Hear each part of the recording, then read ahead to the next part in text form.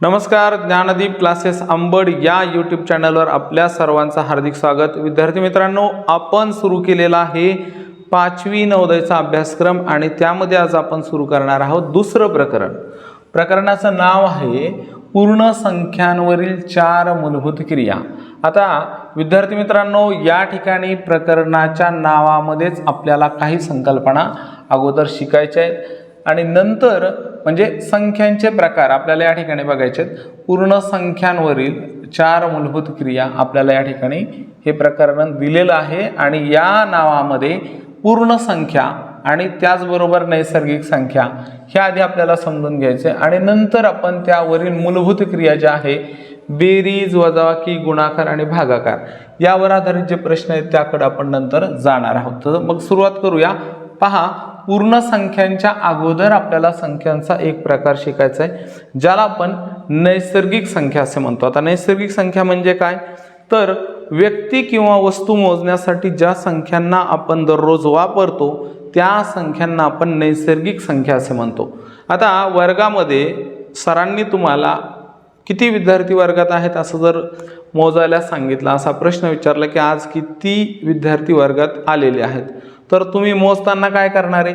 मोजताना पहिल्या विद्यार्थ्याला तुम्ही कसं कराल, पहिला जो विद्यार्थी आहे त्याला 1 म्हणाल, मग दुसऱ्याला 2, 3, 4 अशा पद्धतीने आपण मोजत जाणार आहोत। तर असं होईल का, सुरुवातीचा एकदम पुढं बसलेला जो विद्यार्थी आहे याला आपण 0, मग 1, मग 2, मग 3, मग 4 अशा पद्धतीने मोजणार आहे का? नाही, शून्यापासून सुरुवात होणार नाही।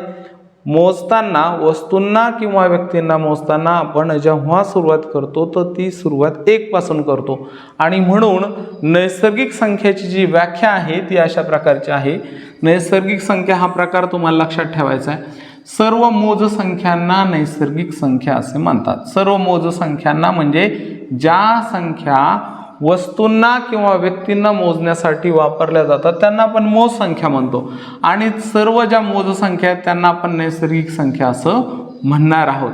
तर नैसर्गिक संख्या कुठून सुरू होतात त्याचं काय उदाहरण आपण या ठिकाणी दिले आहेत। कोणकोणत्या संख्या नैसर्गिक आहेत, तर 1, 2, 3, 4, 5, 6, 7, 8, 9 अशा प्रकारे अनंतपर्यंत टिंब टिंब टिंब याचा अर्थ अशा प्रकारे संख्या आपल्याला मिळतच राहतील। त्या किती आहेत, तर अनंत आहेत, असंख्य आहेत। मग या ठिकाणी काय लक्षात घ्यायचे, नैसर्गिक संख्या कशाला म्हणायचं, तर मोजण्यासाठी ज्या संख्या आपण वापरतो त्यांना आपण नैसर्गिक संख्या म्हणणार आहोत। मग यामध्ये पहा, लक्षात घ्या, सुरुवात कधी पण कशी होणार, 1, मग पुढची संख्या 2, 3, 4 अशा प्रकारे आपण वस्तूंना अथवा व्यक्तींना किंवा कुठल्याही गोष्टीला मोजायचं असेल तर ज्या संख्या मोजण्यासाठी वापरतो त्या नैसर्गिक।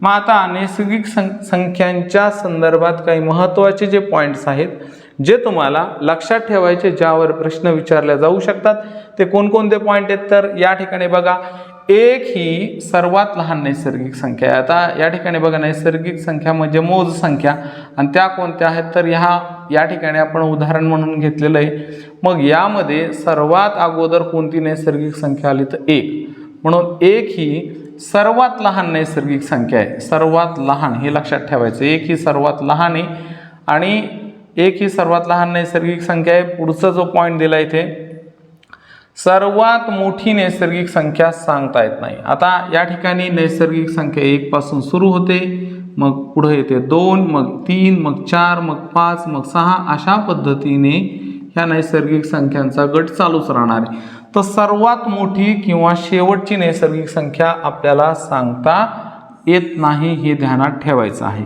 त्यानंतर नैसर्गिक संख्या असंख्य आहेत। हा पहा, लक्षात घ्या, नैसर्गिक संख्या किती आहेत, 1 पासून 10 पर्यंत आहेत का? नाही। 1 पासून 100 पर्यंत, 1 पासून 1000, 1 पासून लाख पर्यंत आहेत का? नाही। तर नैसर्गिक संख्या ह्या असंख्य आहेत। असंख्य म्हणजे आपल्याला सांगता येणार नाही एवढ्या आहेत, अनंत आहेत, असंख्य आहेत, आपण सांगू शकत नाही त्या किती आहे, एवढ्या आहे। तर हा एक मुद्दा तुम्हाला लक्षात ठेवायचा आहे आणि त्यात सगळ्यात महत्त्वाचा मुद्दा आपण खाली घेतलेला आहे, कोणत्याही नैसर्गिक संख्येमध्ये पहा, लक्षात घ्या, कोणत्याही नैसर्गिक संख्येत 1 मिळवल्यास पुढची क्रमवार किंवा क्रमागत नैसर्गिक संख्या आपल्याला या ठिकाणी मिळत असते। पहा, लक्षात घ्या, कोणत्याही नैसर्गिक संख्येत 1 मिळवल्यास पुढची क्रमवार किंवा क्रमागत नैसर्गिक संख्या मिळत असते। आता याला आपण समजावून घेऊया। या संख्यांना आपण नैसर्गिक संख्या म्हटलं, हे तुमच्या लक्षात आलेलं आहे। मग आता कोणतीही नैसर्गिक संख्या घेतली, जसं की आपण 7 घेतली आणि 7 मध्ये 1 मिळवला, आपण 7 मध्ये 1 मिळवला तर 7 अधिक 1 बरोबर किती झाले 8. मग 7 ची क्रमवार किंवा क्रमागत किंवा लगतची जी नैसर्गिक संख्या आहे ती 8. जर तुम्ही संख्या घेतली असेल 9 तर 9 मध्ये 1 मिळवा. आता 9 मध्ये जर 1 मिळवलं तर 9 अधिक 1 बरोबर 10 व्हायला पाहिजे. मग आता 9 ची क्रमवार किंवा क्रमागत नैसर्गिक संख्या 10 आहे, बरोबर. त्यानंतर 17 ही नैसर्गिक संख्या तुम्ही या ठिकाणी घेतलेली आहे. 17 मध्ये तुम्ही जर 1 मिळवला तर पुढची क्रमवार नैसर्गिक संख्या 18 मिळते. म्हणून 17 व 18 ही क्रमवार किंवा क्रमागत नैसर्गिक संख्यांची जोडी आहे. तर हा नियम लक्षात ठेवायचा आहे. कोणत्याही नैसर्गिक संख्येत 1 मिळवल्यास पुढची क्रमवार किंवा क्रमागत नैसर्गिक संख्या आपल्याला मिळत असते. किंवा असंही आपल्याला याच्या उलट म्हणता येईल, क्रमवार नैसर्गिक संख्यांमधला फरक 1चा असतो. क्रमवार, क्रमागत किंवा लगतच्या अशा प्रकारचे शब्द परीक्षेमध्ये वापरले जातात, प्रश्नात दिलेले असतात. तर याला आपण लक्षात ठेवायचे, क्रमवार नैसर्गिक संख्यांमधला जो फरक आहे, आता 7 आणि 8 क्रमवार नैसर्गिक संख्या यांच्यातला फरक काढताना आपण मोठ्या संख्येतून लहान संख्या वजा करतो. 8 मधून 7 वजा केले 1. त्यानंतर 10 मधून 9 आपण वजा करणार आहोत 1. 18 मधून आपण 1 वजा करणार आहोत, तर 18 मधून आपण 17 वजा केले तर फरक आला 1. म्हणजे थोडक्यात काय सांगायचं हे आहे की क्रमवार किंवा क्रमागत नैसर्गिक संख्यांचा जो फरक आहे तो काय असतो, 1 असतो. त्यानंतर विद्यार्थी मित्रांनो, आपलं जे प्रकरण आहे पूर्ण संख्यांवरील 4 मूलभूत क्रिया आपल्याला या ठिकाणी शिकायचं हे प्रकरण आहे. आणि या प्रकरणाच्या नावामध्ये जो संख्यांचा प्रकार दिला तो आता आपण या ठिकाणी समजून घेऊया. हा दुसरा प्रकार होईल.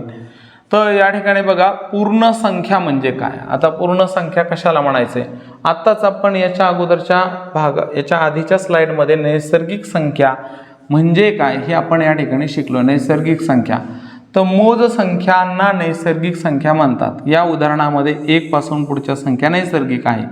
मग पूर्ण संख्यांची व्याख्या काय, तर या ठिकाणी बघा, 0 व सर्व नैसर्गिक संख्यांच्या समूहास पूर्ण संख्या असे म्हणतात. बघा लक्षात घ्या, 0 व सर्व नैसर्गिक संख्यांचा समूह, शून्याचा समावेश यामध्ये होतो हे लक्षात घ्यायचं आहे. 0 आणि सर्व नैसर्गिक संख्यांचा समूह याला मिळून आपण पूर्ण संख्या असे म्हणतो. लक्षात घ्या, 0 व सर्व नैसर्गिक संख्याच्या समूहाला आपण पूर्ण संख्या असे म्हणतो. मग आता पूर्ण संख्या आणि नैसर्गिक संख्या यांच्यात फरक काय, तर नैसर्गिक संख्या या 1 पासून सुरू होतात. 1 2 3 4 5 6 ओके, अशा प्रकारे ह्या नैसर्गिक संख्या या ठिकाणी मिळत असतात. 1 पासून सुरू होणाऱ्या संख्यांना आपण नैसर्गिक संख्या म्हणतो. आणि पूर्ण संख्येमध्ये काय, फक्त 0 हा वाढतो. 0 हा अंक वाढला की जो गट आपल्याला पुन्हा मिळतो त्याला आपण पूर्ण संख्या म्हणतो. म्हणजे नैसर्गिक संख्या या पूर्ण संख्येमध्ये येतातच, पण त्याचबरोबर अजून एक अंक वाढतो 0. तर 0 1 2 3 4 5 अशा प्रकारच्या संख्यांना आपण पूर्ण संख्या असे म्हणतो. मग आता या ठिकाणी पूर्ण संख्या म्हणजे काय हे तुमच्या लक्षात आलं असेल. 0 आणि सर्व नैसर्गिक संख्या यांचा जो गट आहे, यांचा जो समूह आहे, संचय, त्याला आपण पूर्ण संख्या असे म्हणतो. हे लक्षात ठेवायचे तुम्हाला. आता याच्या संदर्भातले काही मुद्दे आपण इथं लक्षात घेऊया. तर 0 ही सर्वात लहान पूर्ण संख्या आहे. 0 ही सर्वात लहान पूर्ण संख्या आहे. 0 ही नैसर्गिक संख्या नाही, हे लक्षात ठेवायचं आहे. 0 ही नैसर्गिक संख्या नाही. सर्वात लहान नैसर्गिक संख्या 1 आहे. काय आहे, 1 आहे.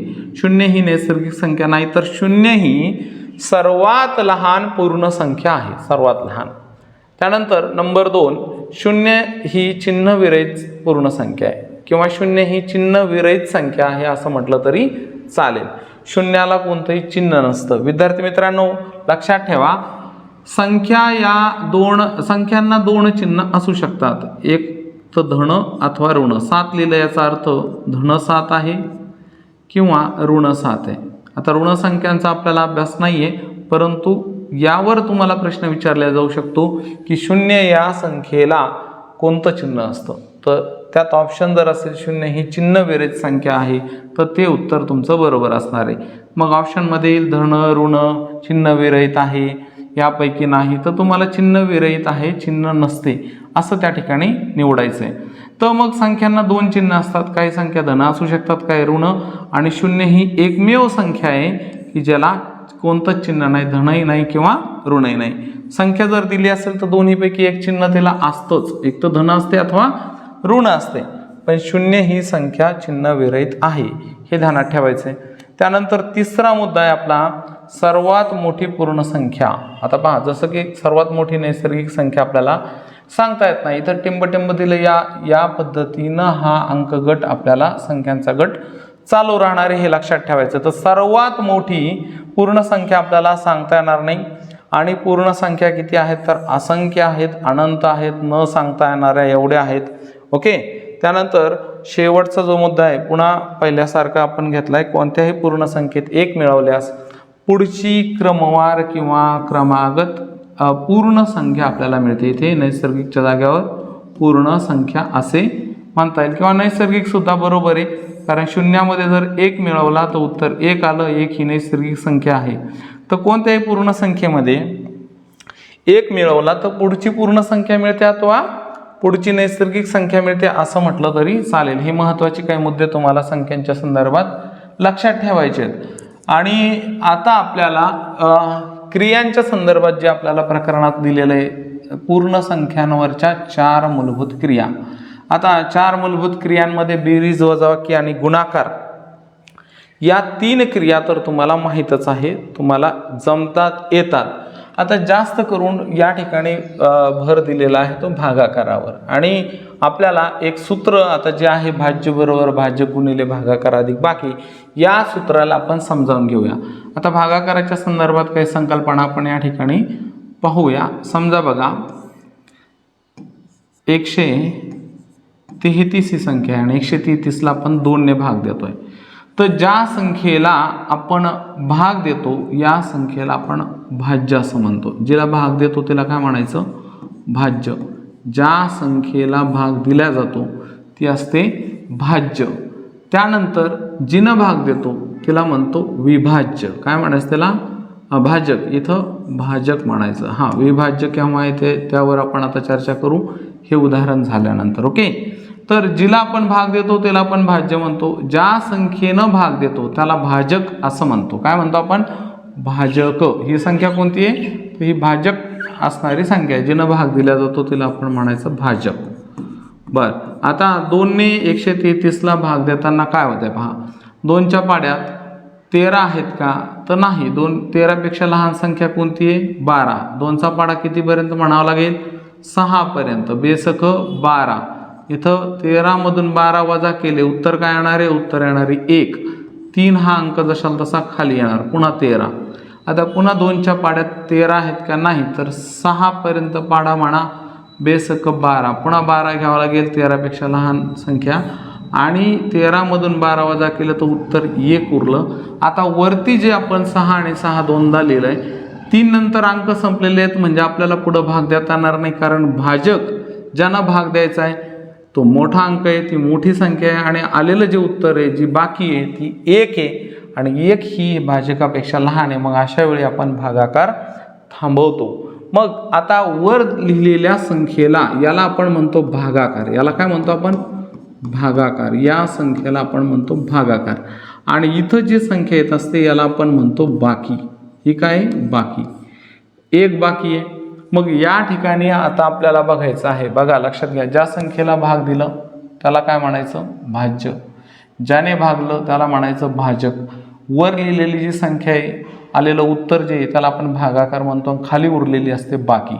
आता या ठिकाणी आपल्याला हे जे सूत्र आहे या सूत्राचा पडताळा घ्यायचा आहे. 133 ही संख्या भाज्य आहे आपली. आपलं भाज्य काय आहे ते आपण या ठिकाणी लिहून घेऊया.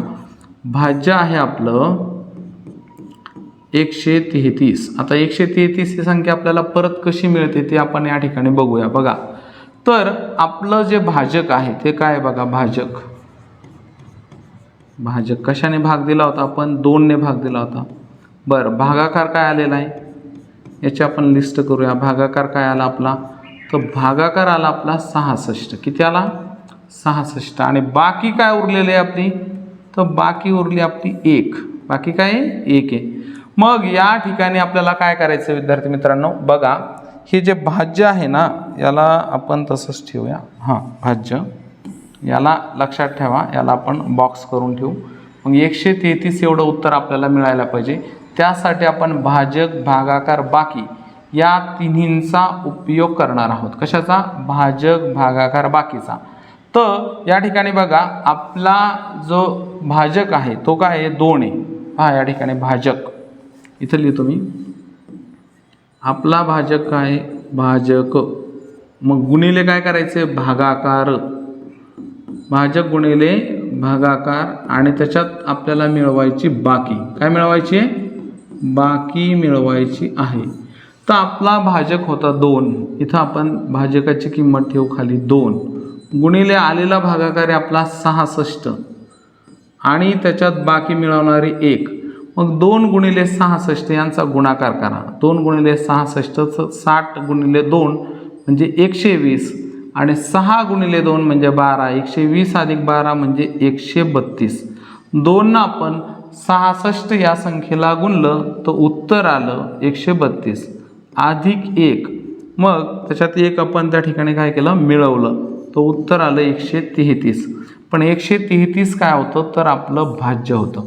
आणि म्हणून पहा लक्षात घ्या, भाजकाला जर भागाकाराने गुणलं आणि आलेल्या उत्तरामध्ये एक बाकी जो काय उरला असेल तो मिळवला तर आपल्याला परत काय मिळतं? तर परत त्या उदाहरणामधलं भाज्य हे मिळत असतं. आणि म्हणून या ठिकाणी एक सूत्र तयार होतं, भाज्य बरोबर भाजक गुणिले भागाकार अधिक बाकी. हे सूत्र तुम्हाला 5वी पासून आता जोपर्यंत तुम्ही गणित शिकणार आहात तोपर्यंत लक्षात ठेवायचं आहे. कारण याच्यावर आपल्याला 5वीला उदाहरणं आहेत, 7वीला उदाहरणं आहेत, 9वीला उदाहरणं आहेत, 10वीला सुद्धा शाब्दिक उदाहरणं या सूत्रावर दिलेली असतात. त्यामुळे हे तुम्हाला लक्षात ठेवायचं आहे. आता कोणत्या संख्येला काय म्हणायचं? जिला भाग दिलं त्याला भाज्य म्हणतात, ज्याने भागलं भाजक म्हणतात, वरची संख्या भागाकार, उरलेली बाकी आहे. आणि सूत्र जे आहे भाज्य बरोबर भाजक गुणिले भागाकार अधिक बाकी. आता यात पुन्हा अजून एक उदाहरण आपल्याला क्लिअर करायचं. एक संकल्पना तुम्हाला चांगली क्लिअर झाली पाहिजे. ती कोणती ते बघूया. आता बऱ्याचदा तुम्ही भाज्याच्या ऐवजी विभाज्य हा शब्द पाहता. विभाज्य, ओके, काय पाहता? विभाज्य. आता विभाज्य, विभाजक असे शब्द तुम्ही त्या ठिकाणी वापरता किंवा विभाज्य. हां, त्यानंतर अजून असतो शब्द विभाजक. विभाजक. आता याच्यात काय झालं बघा, इथं याच्यातला फरक आपल्याला समजून घ्यायचा आहे. बघा इथं भाज्य म्हणजे काय आपण समजून घेतलंय की ज्या संख्येला भाग दिला त्याला आपण भाज्य म्हटलं, ज्याने भाग दिला त्याला आपण भाजक म्हटलं. मग इथं वी हा शब्द का जोडलेला आहे? तर याचं कारण आपण या ठिकाणी समजून घेऊया. अजून त्यासाठी एक उदाहरण घेऊ. दुसरा भागाकार घेऊया आणि दुसऱ्या भागाकारामध्ये हां पहा या ठिकाणी समजा आता आपण घेऊ संख्या 3 ने भाग द्यायचा आपल्याला. 3 ने आपण इथं 4563 या संख्येला भाग देऊया. आता ज्या संख्येला आपण भाग देतो त्याला आपण काय म्हणतो? भाज्य म्हणतो. सध्या भाज्य है ना, सध्या तर आपली ही काय भाज्यच आहे. आणि ज्याने भाग देतो त्या संख्येला काय म्हणतो? भाजक. याला म्हणायचं भाजक. मग आता भाज्य हे विभाज्य केव्हा होतं आणि भाजक हे विभाजक केव्हा होणारे त्यासाठीचं हे उदाहरण आपण घेतलेलं आहे. 3 ने आपण दिलेल्या संख्येला भाग देताना 3 1 3, मग 4 मधून 3 वजा केले, उत्तर 1. खाली आला 5, 15 झाले. 3च्या पाड्यात 15 येतात, 3चा पाडा 5 पर्यंत म्हणा. 3 5 15, 15 मधून 15 वजा केले 0. खाली पुढचा अंक येणारे 6.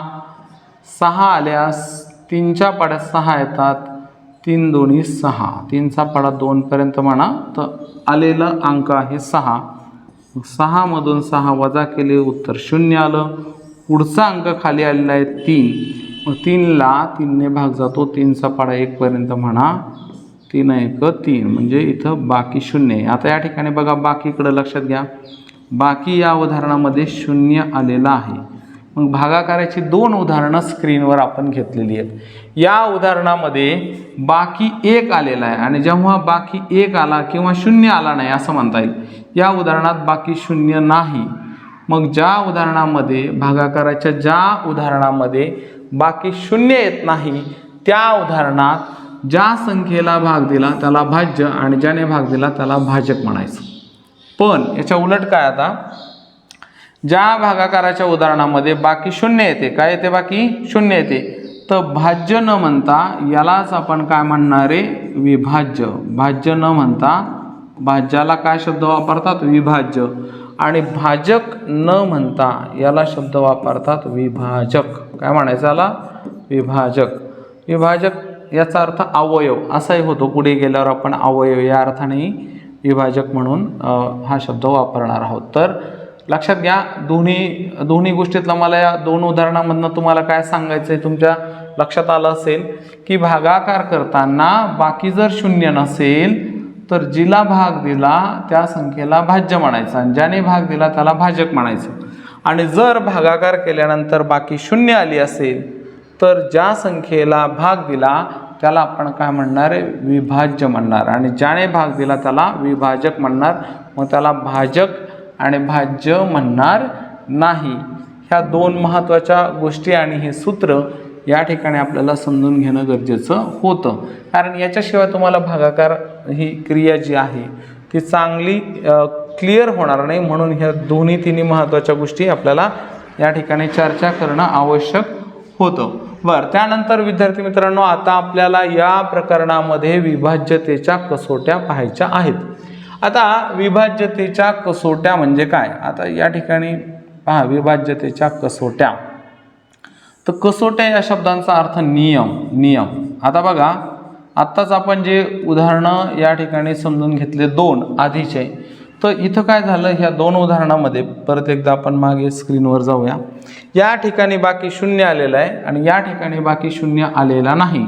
ज्या उदाहरणामध्ये भागाकाराच्या ज्या उदाहरणामध्ये बाकी 0 राहणारे त्या ठिकाणी आपण शब्द वापरणार 3ने या संख्येला, 3ने 4563 या संख्येला निशेष भाग गेला. कसा भाग गेला, निशेष भाग गेला. निशेष भाग गेला म्हणजे पूर्ण भाग गेला.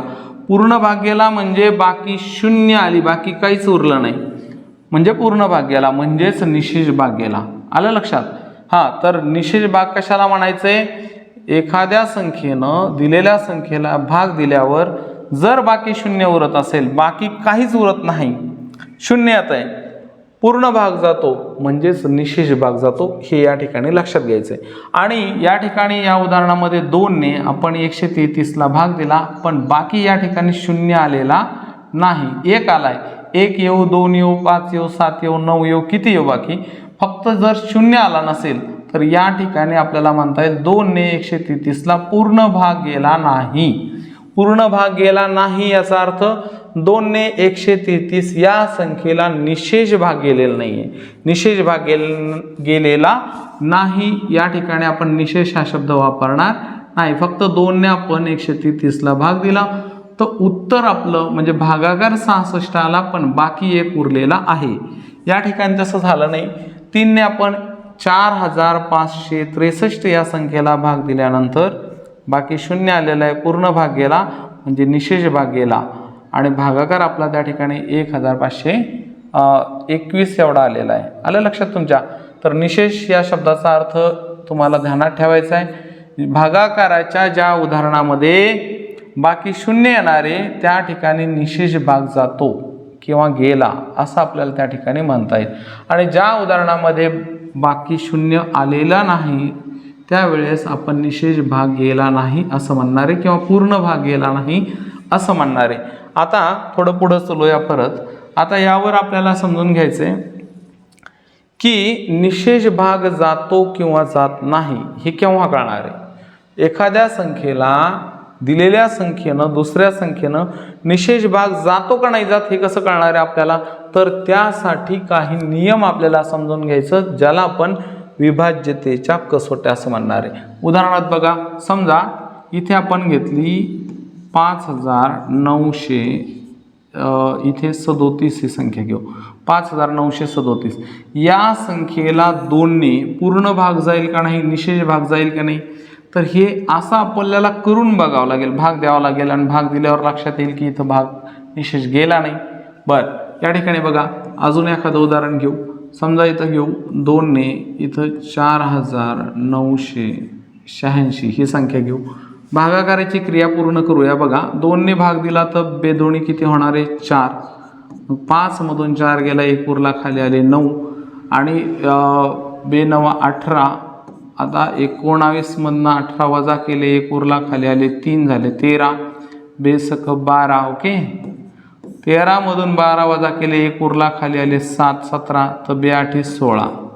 आता या ठिकाणी पहा 16 आले, 17तून 16 वजा केले तर काय होणार आहे, बाकी या ठिकाणी 1 आलेला आहे. बाकी 1 आला म्हणजे 0 आला नाही, म्हणजे 2ने या संख्येला निशेष भाग गेलेला नाही. पलीकडच्या उदाहरणात काय होतंय, तर बेदोणी 4. ओके, बेदोणी 4 इथं वजाबाकी केली, 4 मधून 4 गेले, 0 आले, पुढचा अंक खाली आला 9, तर 2 चौक 8 उरला 1, पुढं अंक घेतलेला आहे 8, 2 9 18 आणि आता वजाबाकी आलेली आहे 0 परत आणि पुढचा अंक खाली आला 6, 2 6, पुन्हा 6 मधून 6 वजा केले, बाकी 0 आला. या ठिकाणी 2ने या संख्येला निशेष भाग गेला, इथं 2ने या दिलेल्या संख्येला निशेष भाग गेला नाही. मग आता जर तुम्हाला असा प्रश्न विचारला असता की इथं 5937 ही संख्या आहे आणि दुसरी संख्या आपली 4986 ही संख्या आहे, या 2 संख्या आहे आणि तुम्हाला असं भागाकार न करता, भागाकार करू नका असं सांगितलं आणि विचारलं की 2ने यापैकी कोणत्या संख्येला भाग जाईल आणि कोणत्या संख्येला भाग जाणार नाही. भाग जाणार नाही याचा अर्थ बाकी 0 येणार नाही, भाग तर जातो पण बाकी जर कोणतीही संख्या येत असेल, 0 येत नसेल तर भाग जात नाही असं म्हणतो आपण, आणि भाग जातो याचा अर्थ बाकी 0 उरते, त्याला आपण भाग जातो असं म्हणतो. तर मग 2ने या दोन्ही संख्यांना भाग दिल्यास 2 पैकी कोणत्या संख्येला 2ने निशेष भाग जाईल आणि कोणत्या संख्येला निशेष जाणार नाही हे भागाकाराची क्रिया पूर्ण न करता सांगा, असं जर तुम्हाला विचारलं तर तुम्हाला त्या ठिकाणी प्रश्न पडेल. तुम्ही म्हणाल सर हे भागाकार पूर्ण केल्याशिवाय आम्ही कसं सांगणार कोणत्या संख्येला भाग जाईल किंवा कोणत्या संख्येला भाग जाणार नाही, तर हे तर आम्हाला सांगता येणार नाही. मग नुसतं 2नच नाही तर 3ने भाग जातो का नाही, 4ने भाग जातो का नाही, 5ने भाग जातो का नाही, हे जर तुम्हाला प्रश्न विचारले. या संख्येला आता बघितलं आपण इथं समजावून घेतलंय की या संख्येला 2ने भाग जात नाही, या संख्येला 2ने भाग जातो. पण पुन्हा प्रश्न विचारला की दोन्ही संख्येला दोन्हीपैकी कोणत्या संख्येला किंवा दोन्ही संख्यांना 3ने भाग जातो का नाही हे सांगा बरं. भाग जातो का नाही, पण भागाकाराची क्रिया पूर्ण न करता, क्रिया पूर्ण करायची नाही, यातलं काहीच करायचं नाही, आणि 3ने कोणत्या संख्येला भाग दिल्यावर बाकी 0 येणार आहे हे तुम्हाला सांगायचं. असं जर विचारलं तुम्हाला ते सांगता येणार नाही आणि म्हणून त्या ठिकाणी काही नियम आपण या ठिकाणी समजून घेणार आहोत, ज्यावरून तुम्हाला अशी भागाकाराची क्रिया पूर्ण करायची गरज पडणार नाही. भागाकाराची क्रिया पूर्ण न करता देखील दिलेल्या संख्येला विचारलेल्या संख्येने 2ने 3ने 4ने 5ने 10ने भाग जातो का नाही हे तुम्हाला सांगता येईल. त्यासाठी काही नियम आपल्याला समजून घ्यायचे, ज्यालाच आपण विभाज्यतेच्या कसोट्या असे म्हणतो. त्या नियमांना नाव काय दिलं, विभाज्यतेच्या कसोट्या. आता विभाज्य म्हणजे काय हे तुम्हाला मी आता सांगितलं की विभाज्य कशाला म्हणायचंय, भागाकाराच्या ज्या क्रियेमध्ये दिलेल्या संख्येला दुसऱ्या एखाद्या संख्येने निशेष भाग गेला, पूर्ण भाग गेला, त्या क्रियेमध्ये ज्याला आपण भाग दिला त्याला विभाज्य म्हणतो.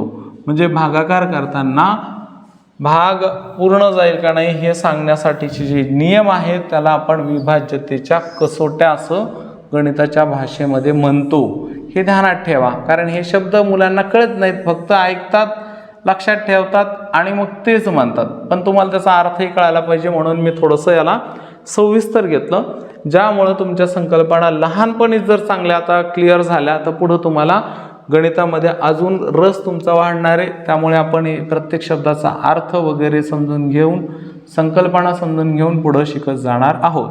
आता पहा 2ची कसोटी. आत्ताच आपण उदाहरण घेतलं होतं विद्यार्थी मित्रांनो, 2ने भाग गेला नाही गेला. ओके, तर आता 2ची कसोटी म्हणजे 2चा नियम, एखाद्या संख्येला 2ने निशेष भाग जाईल का नाही हे आपण कसं सांगू, त्याला आपण 2ची कसोटी म्हणणार आहे. काय म्हणणार त्याला? 2ची कसोटी. तर 2ची कसोटी काय आहे तर स्क्रीनवर दिली बघा. सर्व समसंख्यांना 2ने निशेष भाग जातो. सर्व समसंख्यांना 2ने निशेष भाग जातो. आता सर्व समसंख्यांना 2ने निशेष भाग जातो. मग समसंख्या म्हणजे कोणत्या? तर समसंख्या म्हणजे अशा संख्या की ज्यांच्या एकक स्थानावर 0, 2, 4, 6 किंवा 8 यापैकी एखादा अंक जर एकक स्थानावर येत असेल तर ती संख्या समसंख्या असते. मग आता या ठिकाणी आपण काही उदाहरणं घेऊया. समजा 3, 5, 7, 9 है ना, 3579 संख्या. तर एकक स्थानावर अंक या गटातून आलेला आहे का बघा. एकक स्थानावर अंक या गटातून आला नाही म्हणजे ही समसंख्या नाही आहे, ही विषम संख्या आहे. आणि मग ही समसंख्या नाही तर या संख्येला 2ने निशेष भाग जाणार नाही. त्यानंतर समजा आता पहा 5, 2, 1, 7, 9, 0. आता संख्या लहान आहे का मोठी आहे याला महत्त्व नाही आहे, तुम्हाला फक्त बघायचं आहे एकक स्थानावरचा जो अंक आहे तो या गटातला आहे का.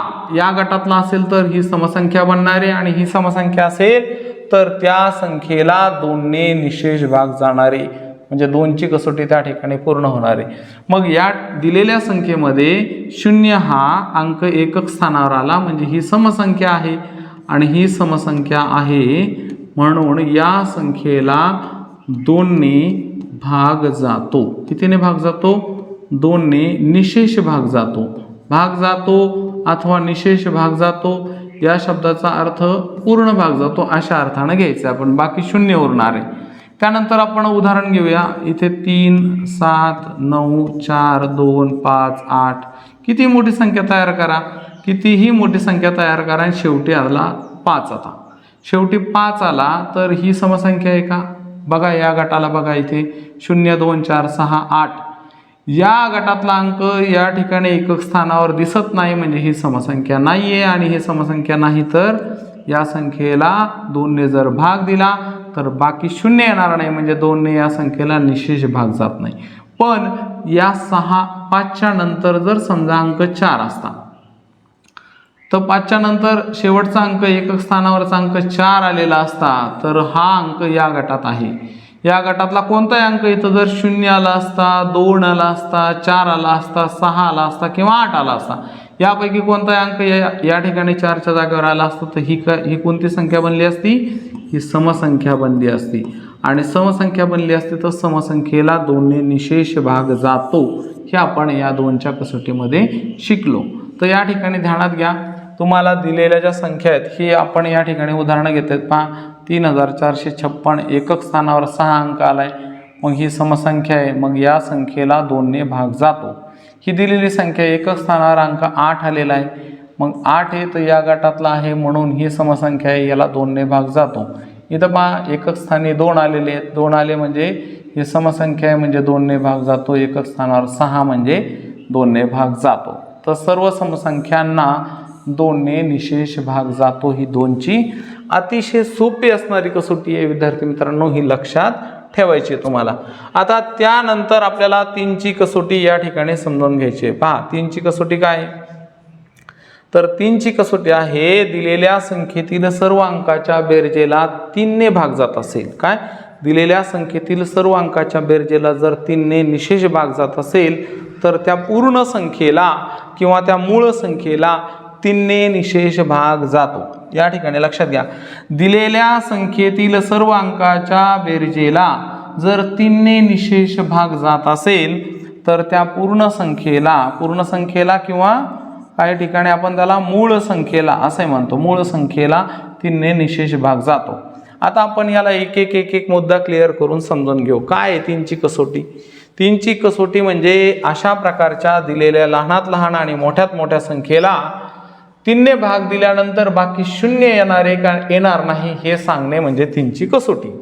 मग 3ची कसोटी काय सांगते तर दिलेली जी संख्या आहे मग ती अशी मोठी असो, छोटी असो, अजून छोटी असो, लहान मोठी मध्यम कशी असो, दिलेली जी संख्या आहे त्या संख्येतील सर्व अंक, आता पहा या संख्येमध्ये जे अंक आलेत ते कोणकोणते अंक? 3, 7, 9, 4, 2, 5, 8, 7, 9 वगैरे वगैरे अशा पद्धतीने अंक आलेत। या संख्येत कोणकोणते अंक आले? 3, 5, 7, 9। तर आपल्याला कसोटी काय सांगते? दिलेल्या संख्येतील सर्व अंकाची बेरीज, हे महत्त्वाचं आहे। पहा, दिलेल्या संख्येतील सर्व अंकाच्या बेरजेला जर 3ने निशेष भाग जात असेल, 3ने काय करायचं आपल्याला?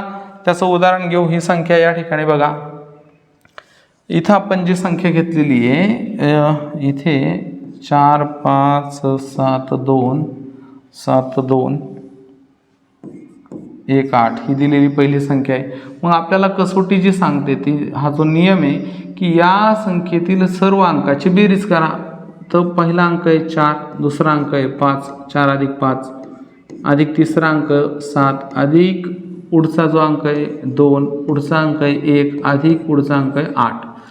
या दिलेल्या संख्येतील सर्व अंकाची काय करायची आपल्याला? या ठिकाणी बेरीज करायची। आणि बेरीज केल्यानंतर ही बेरीज जर कशी येत असेल, ही बेरीज जर 3च्या पटीत येत असेल किंवा आलेल्या उत्तराला जर 3ने भाग जात असेल, आता 3च्या पटीत येणे याचा अर्थ 3च्या पाड्यात जर बेरीज येत असेल तर बेरीजेला 3ने भाग जाणार आहे।